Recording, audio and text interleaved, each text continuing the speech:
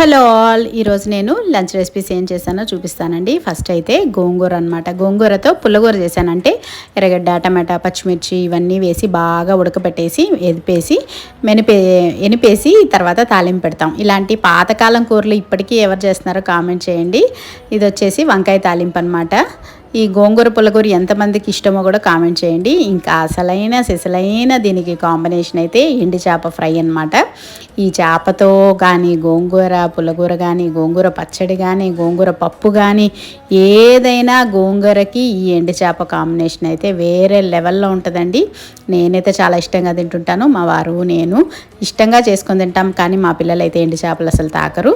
ఇది వండేటప్పుడేమో ఊరు చివరి వాసన వస్తుంది, కానీ తినేటప్పుడు మాత్రం ఆ రుచి మర్చిపోలేము. ఏమంటారు తినేవాళ్ళు? తప్పకుండా కామెంట్ చేయండి. అండ్ వీడియో నచ్చితే మర్చిపోకుండా లైక్ ఇవ్వండి, కామెంట్ చేయండి, ఛానల్ని సబ్స్క్రైబ్